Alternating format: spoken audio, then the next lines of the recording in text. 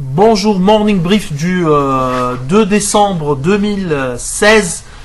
Une semaine plutôt décevante, du moins pour le moment décevante, alors que c'était la semaine caractérisée essentiellement par la conférence d'investissement Tunisia 2020.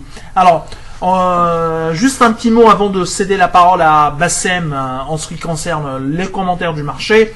C'est que le conseil d'administration de la BCT a décidé dans sa dernière réunion de maintenir inchangés les taux. Par ailleurs, dans son adjudication BTC, le Trésor a annoncé une levée de fonds de 5 millions de dinars pour un objectif déclaré de 10 millions de dinars. Les taux en est à 4,8% sur 52 semaines. La tendance est pour le moment stable par rapport aux 52 semaines, légèrement baissière par rapport à 52 semaines. D'une manière générale, le mois de novembre était favorable pour les taux, c'est-à-dire la baisse, il y a eu une baisse des taux. Par contre, nous, on maintient notre vision sur les taux d'intérêt en Tunisie. On pense que sur 2017, les taux d'intérêt vont monter encore et encore. Je cède la parole à Bassem pour parler du marché. Merci. Bonjour tout le monde. Le marché action tunisien n'arrive pas à décoller pour la troisième séance de suite. La baisse est toutefois faible, elle est limitée à 0,05%. Côté volume, les échanges restent faibles et n'ont pas dépassé le seuil de 3 millions d'euros. La journée a été marquée, comme nous l'avons signalé hier, par des transactions très importantes sur le titre Telnet Holding, avec l'échange de plus de 125 000 titres. Le cours de l'action a oscillé entre 3 dinars 59, 3 dinars 8, mais il a terminé la séance à 3,69. Ainsi, il ne figure pas parmi les meilleures performances du jour, où nous trouvons Exabyte, Delis Holding et Alchimia. Nous couvrons uniquement parmi ce trio Delis Holding, et nous réitérons notre opinion très positive, avec un fort potentiel à la hausse pour Delis Holding. Donc le potentiel il est encore de 35%.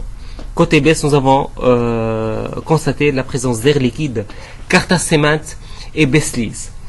Au niveau de l'actualité, nous retenons aujourd'hui des informations concernant un probable partenariat entre Africa Holding, c'est la société qui vient d'acquérir la STIP, et un japonais, Toyo Moto. La compagnie japonaise serait, selon des sources journalistiques, en négociation avec des dirigeants de la STIP pour une prise de participation dans le capital de sa filiale Somacop d'une valeur de 40% et pour un total de 15 millions d'euros. Une enveloppe qui sera dédiée à financer un projet de construction d'une chaîne automatique de production d'une capacité annuelle de 300 000 pneus camions et 1 million de pneus tourisme. La nouvelle production sera destinée entièrement à l'export. Notons que nous avons tenté en vain de trouver des informations sur ce japonais, Toyomoto. La seule information que nous avons pu trouver, c'est qu'il a un litige avec les autorités américaines. Autre information qui est publiée par African Management hier soir et concerne une probable session et l'intérêt du président turc pour l'Airbus A340 de l'ex-président tunisien. Les autorités turques envisagent d'installer, selon le site, dans l'avion des équipements militaires très sophistiqués permettant de protéger le président turc contre toute tentative de coup d'État. Ça va être une très bonne nouvelle pour Tunisair si cela est confirmé. Et durant les 2 dernières années ou les dernières années, toute information concernant une probable cession de cet avion était quasiment le seul catalyseur pour le titre. Je passe maintenant la parole à Mahmoud qui va nous parler de la communication financière tenue hier par Office Plast. Merci Bassem. Lors de la communication financière qui s'est déroulée aujourd'hui, Office Plast a annoncé la signature d'un accord commercial avec la chaîne de magasins française Bureau Valais.